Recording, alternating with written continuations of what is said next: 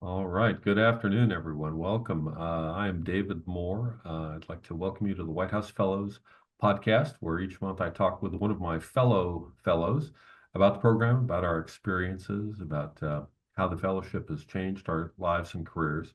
We'll also answer your questions and provide you with some tips for the application process, since the application is open at this moment. Um, I am the executive director of the White House Fellows Alumni Association, and I was a White House Fellow in 1996-97 during the Clinton administration. During my years as a fellow, I served at the State Department and worked for the Undersecretary for International Security Affairs and had a chance to work on a lot of interesting issues uh, with international arms transfer around the world, Latin American arms transfer policy, um, Taiwan arms transfer policy, and interestingly, something we referred to as preventing bad things from going to bad places, by which we meant North Korea, Iraq, and Iran at the time. During my podcast, our podcast today, I'll be talking with Max Tuchman, who was a White House Fellow in the class of 2015-2016, where she served at the Department of the Treasury working on financial inclusion, infrastructure financing, and student loans. Max recently sold her company Caribou, which created the virtual playdate space, to Mattel. And she also, more recently, has run for the school board in Miami. So we'll be talking with her. But before we do, let me start by sharing with you a little bit about the White House Fellows Program. We probably already aware of this. It was created in 1964. It served 11 presidents, and typically about a dozen to 15 or so White House Fellows are selected each year. In all, 894 people have been selected as White House Fellows, and of those, 810 are living.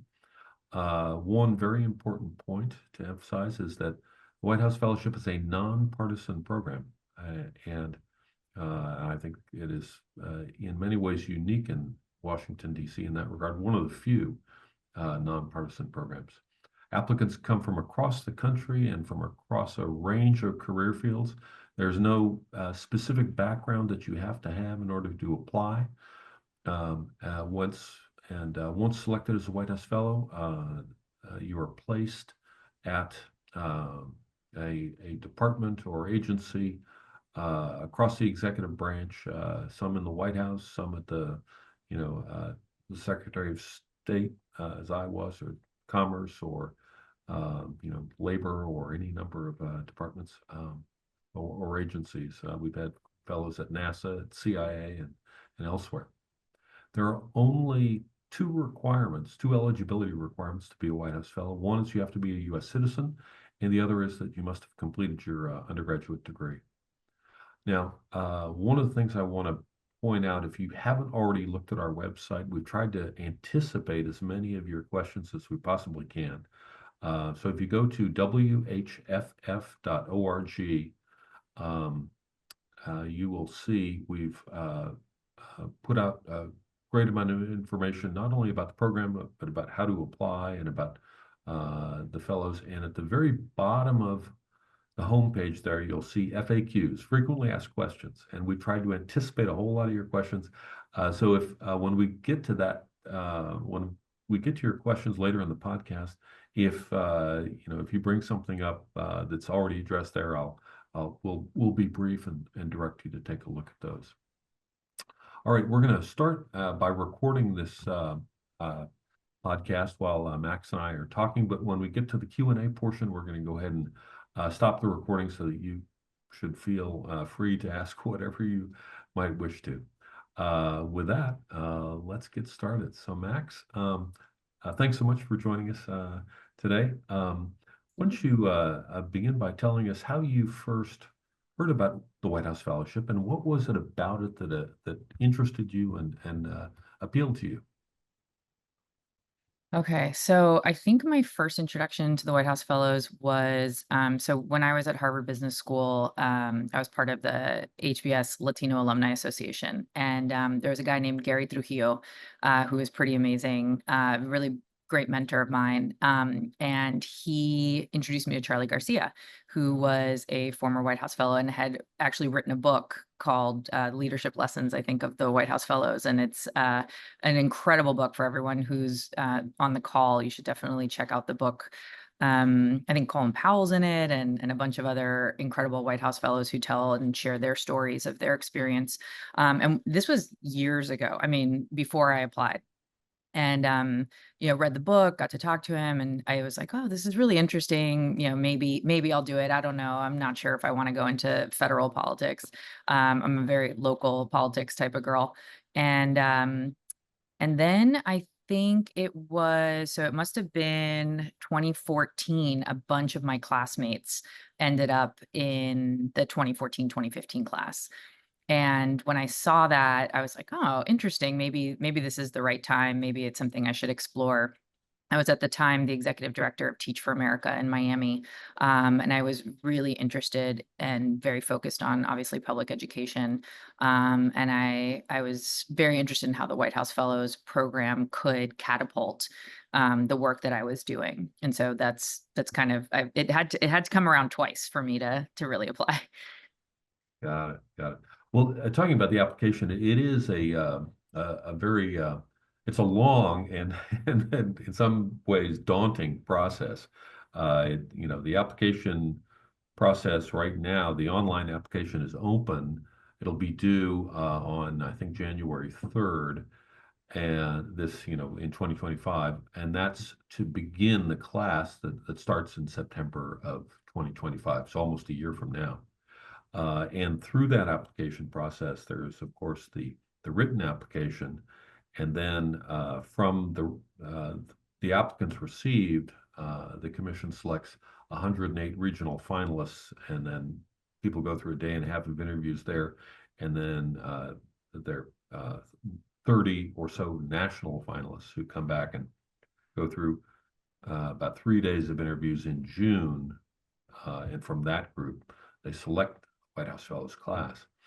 So just talking about the application, Max, what do you remember about what stands out in terms of both the written application and then the interviews that you found particularly memorable? Yeah, let's start with the application. I definitely waited to the last moment, and I don't recommend that.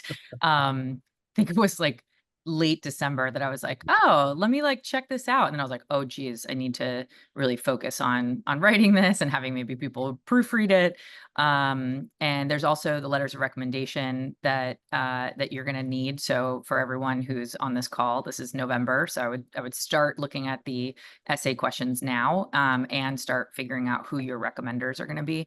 My advice, I coach a lot of people on the application as a friend usually, and my best advice for the letters of recommendation is to show a 360 of your life. So not getting three professors or three business associates, really trying to show the different aspects, right? So your nonprofit work, your volunteer work, someone who can speak about you academically, someone who can speak to your business and your career, or even just also like someone who has mentored you for a very long time. I find now that I read the applications, I love those where someone has really seen this person through many parts of their life, and those are very helpful again to give the judges perspective on who you are as a person. I think that's one of the things that I love about the White House Fellows application is that it truly is an embodiment of of your work as someone who wants to give back, versus like what did you do in the last couple years, or what's your degree, or what. Um it, it's definitely a lot more comprehensive than very singular. Okay, so the application, yeah. So there's the main question, I think, which is why do you want to be a White House fellow? And I've talked to a lot of people who've been through the process and haven't been accepted, and they said that going through the exercise of filling out the application and writing these essays is an exercise that is worth it, whether you get in or not. You just have to be so introspective and reflective. when you're answering these questions, and it gives you this moment to pause and say, like, why would I want to do this, right? Like, what is it um that would cause me to literally take a year. Oh, because we're mid careers, right? So it's like, I mean, you really have to take a year away from whatever you're doing, to go up to DC and do this crazy experiment called the White House Fellows. Um, so I love that question because it really forces you to tell us why, right? Um, and it shouldn't be superficial, right? It shouldn't be like, oh, I want to run for governor one day. Like it really needs to be like, why is the White House Fellows program, like, why should we select you out of everyone that's applying? Why you? Why you in this class? And then the policy exercise at the end of the application is also um really interesting because again, you kind of have to show an interest of yours. And my recommendation for people always is to kind of pick something that is not related to the thing you do every day. So for me, I'm obviously very focused on education. I was doing education, and the easy way out would be to do a policy recommendation about education because this is what I live and breathe. But I decided to do something on Cuban policy since I'm Cuban, and wanted to show that I was, multidimensional, and that yes, I focus on education all day, every day, but at the same time, like these are some other things that I'm very passionate about. Mhm. Indeed, I think the other essay question that's really interesting, and I don't know where there's something comparable, is what are your lifetime goals? Oh, I And if you remember that one. stop to take the time to say, what are my lifetime goals? I mean, that's a heck of a question, that when you take the time to answer it and to be forced to articulate it in just, a couple of hundred words.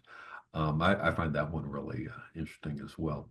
What about the interviews when you got um, and I think this year is still is a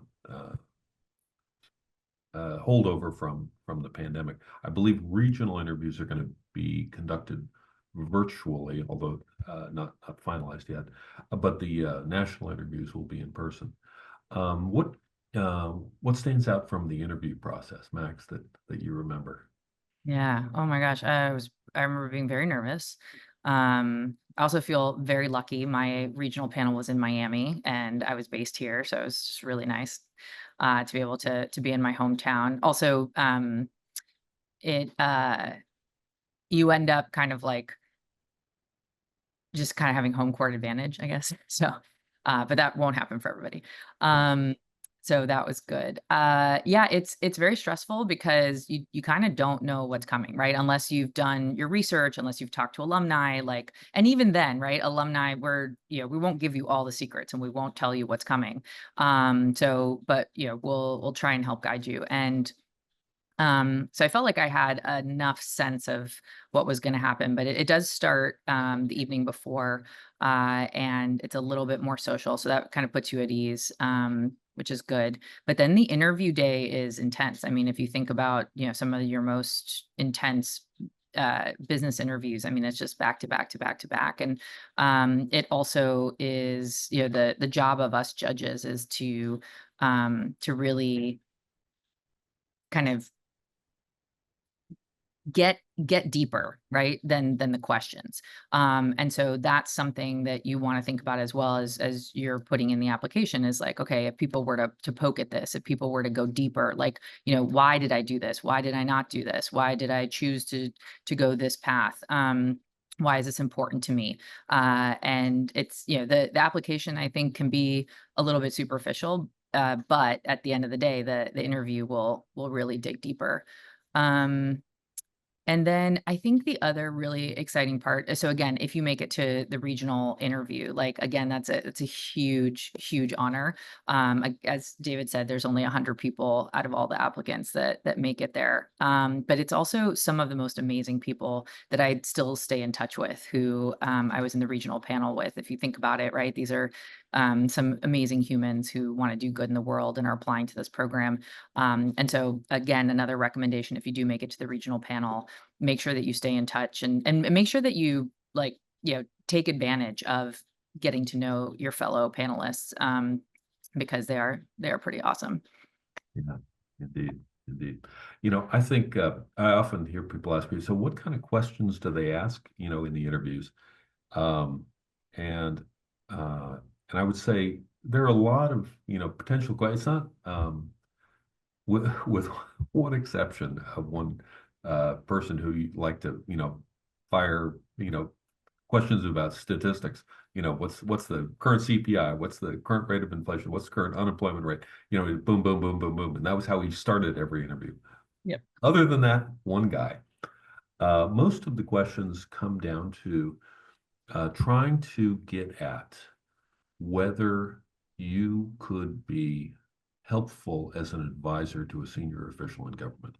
And by that, I mean they want to ask about what kind of advice you would give a senior official.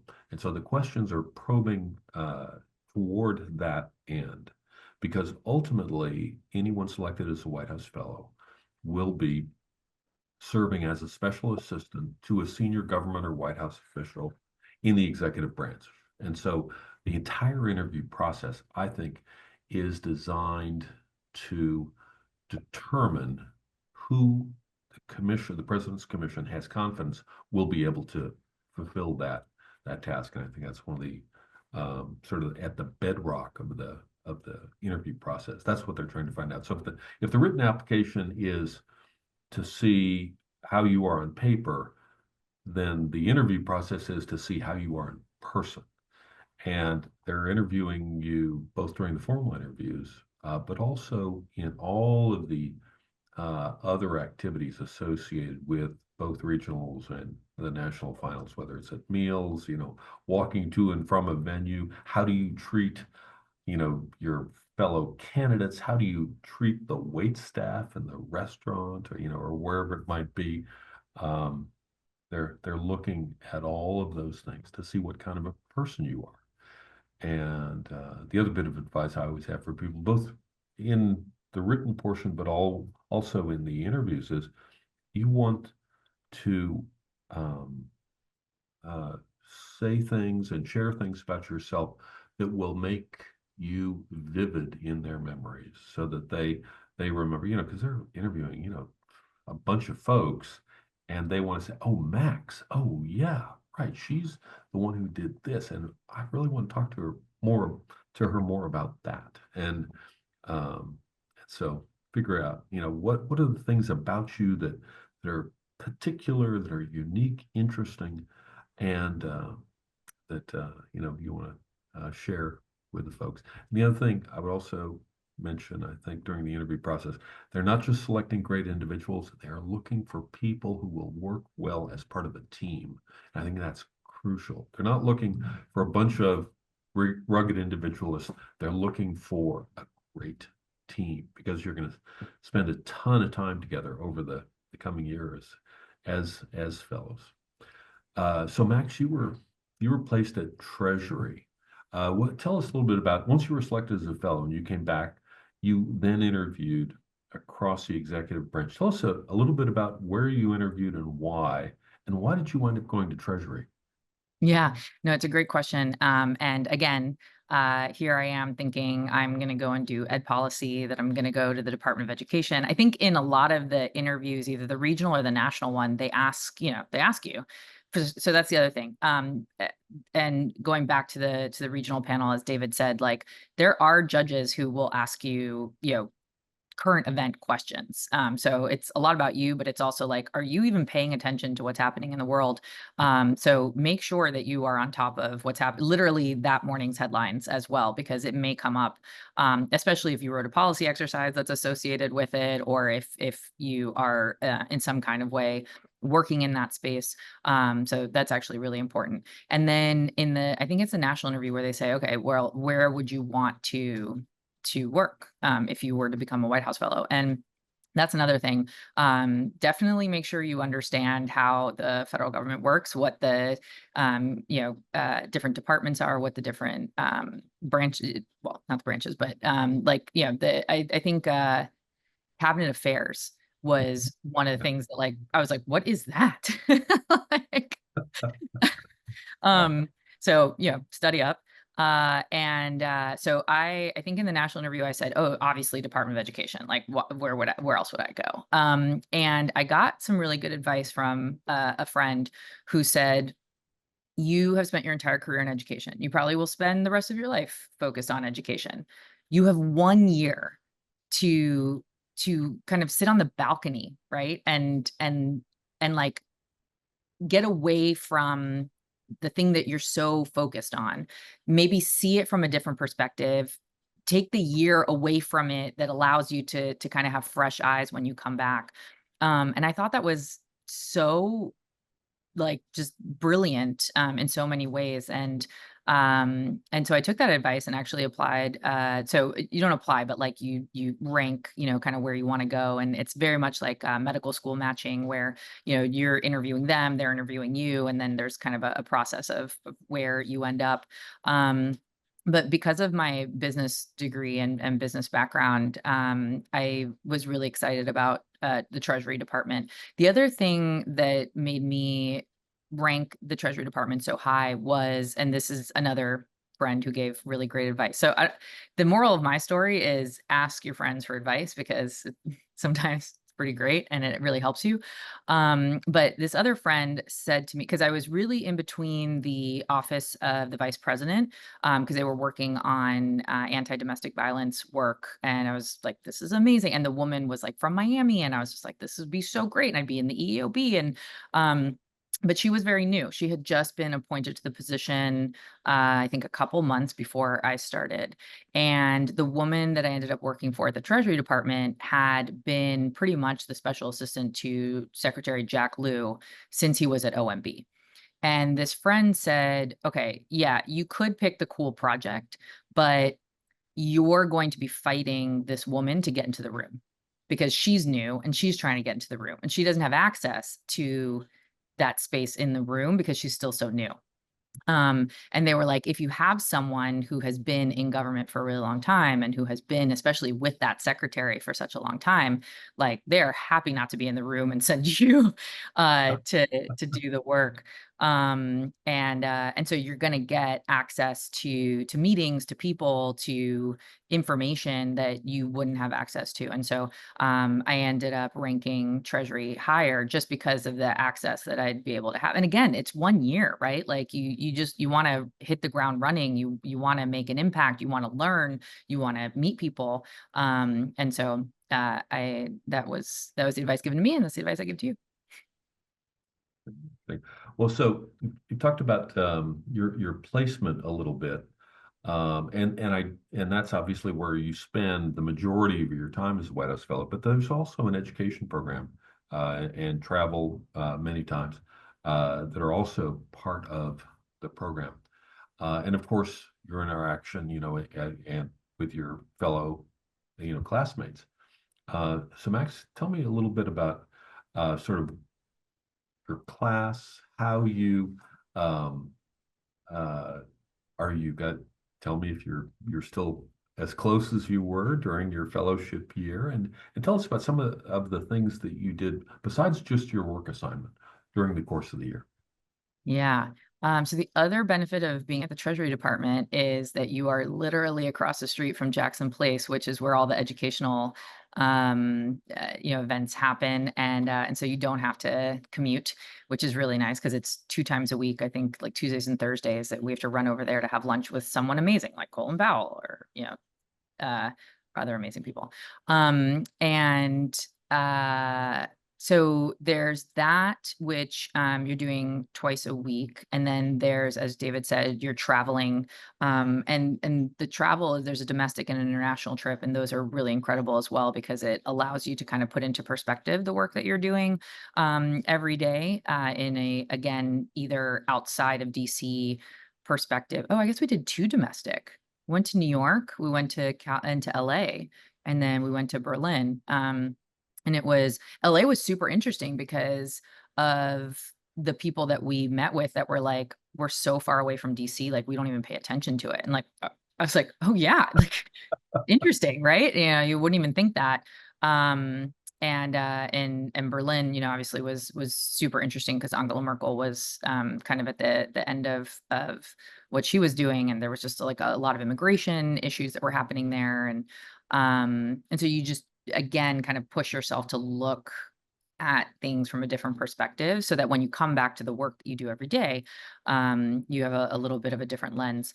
And the other thing that I thought was really was great was we have a lot of volunteer opportunities, and so we, I think, once a month got together as our class and made sure that we were giving back in some kind of way in DC, and we were able to put together our own events as well, our own either educational events or our own volunteer opportunities for organizations that we personally worked with, and you just become, again, back to David's point of like, we're looking for people who are going to work well together. Like the cohort experience is just as important as the work that I was doing at Treasury, right? Just these people who I am still super close to. That are changing the world in so many different ways and just also keep me inspired, right? Like I think the work that I try to do every day is really tough. And so when I get to talk to my fellow fellows about the work that they're doing and the amazing things that they're doing to change the world, like it just gives me that little extra push. Indeed. And I have to include an important caveat statement, which is that international travel is not always guaranteed. Sometimes, Oh, that's true. you know, occasionally there have been pandemics, that have affected the opportunity to travel, and other things as well. Sometimes budgetary, but in many years, where the fellows are able to travel domestically and internationally. Um, so it's not a guarantee, but it is a possibility.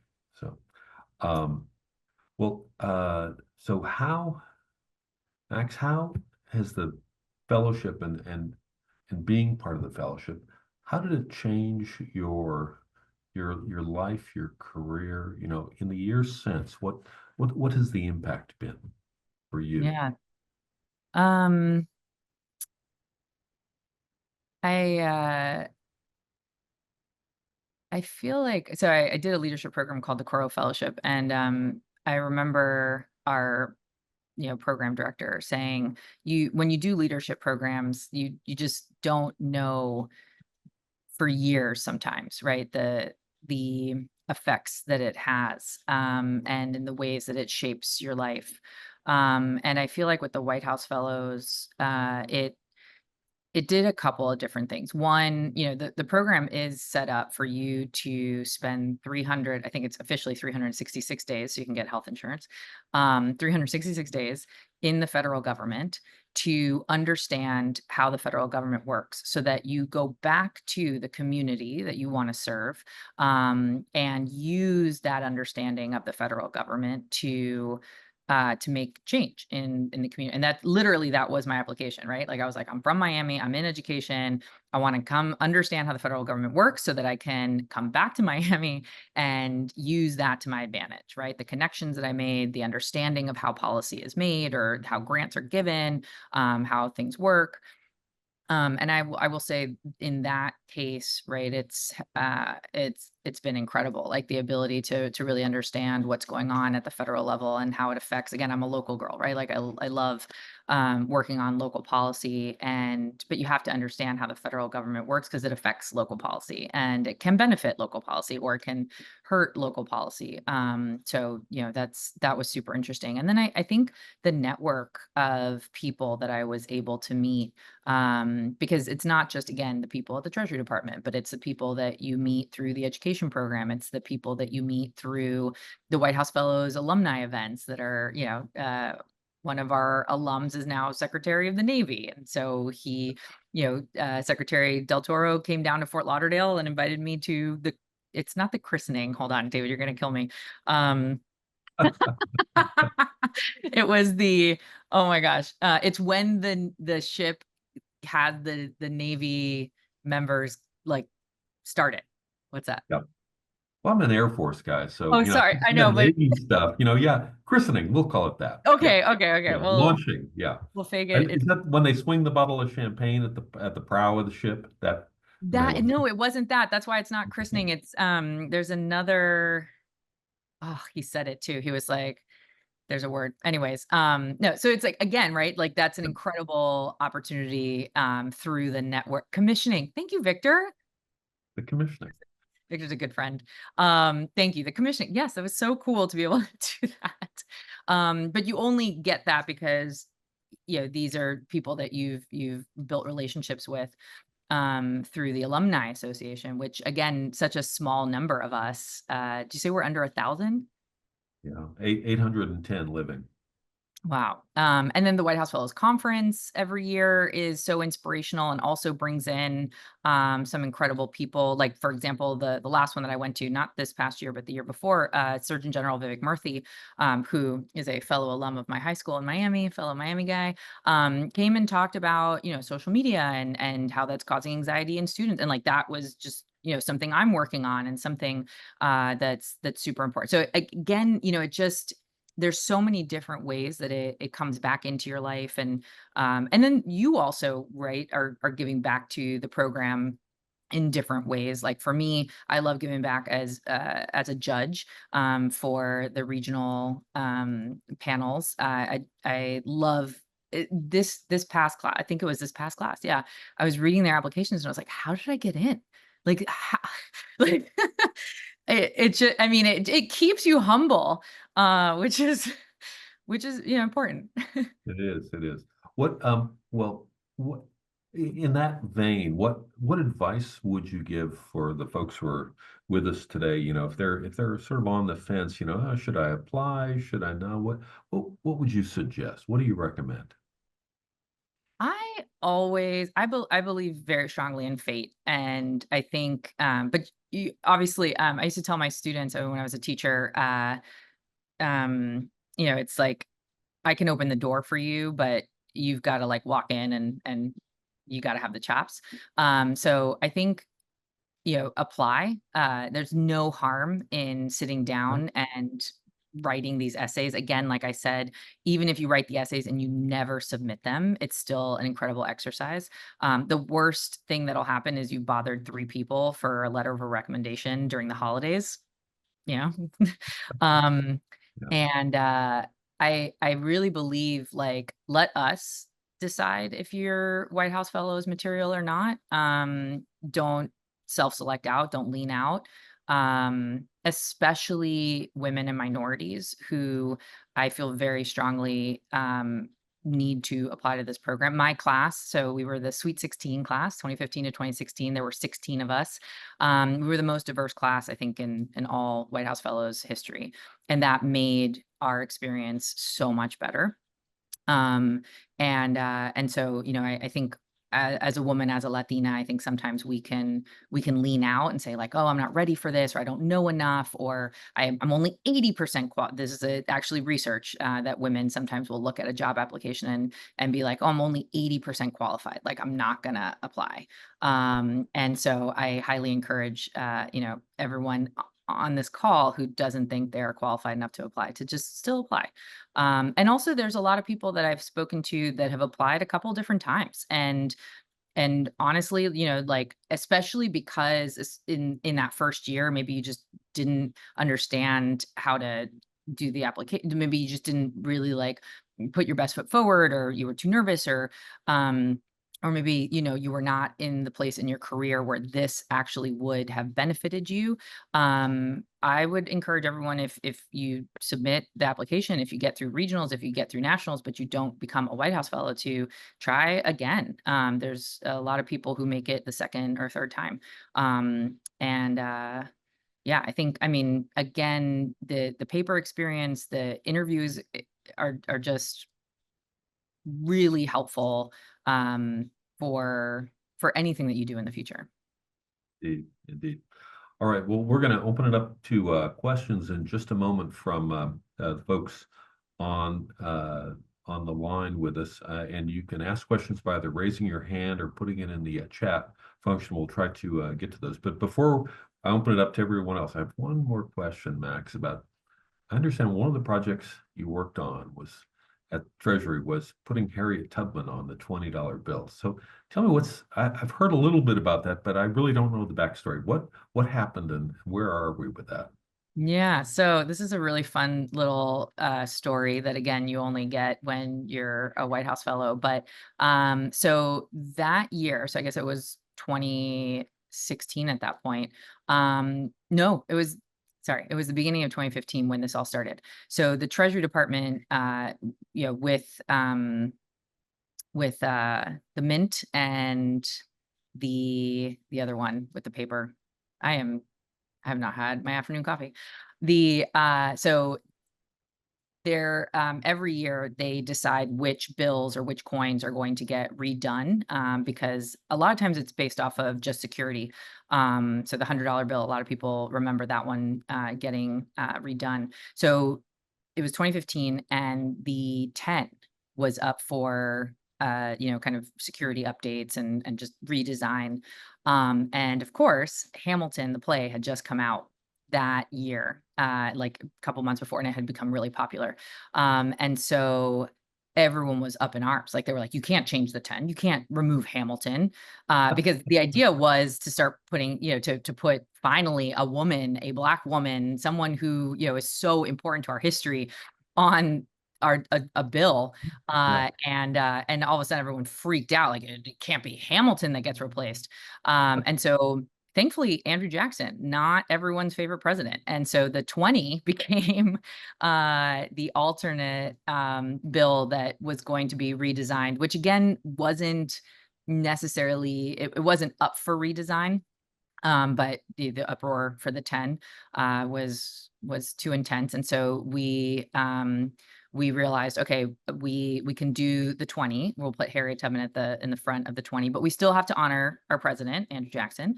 And so we tried to find an image of Andrew Jackson that, I mean, this is so long ago, right? So it's like very hard to find something to put on the back. But we ended up with the statue of President Jackson, which is in Jackson Place, Jackson Square, right in front of the White House. So that would have been the $20 bill had it continued on. All right. Well, thanks, Max. I appreciate it.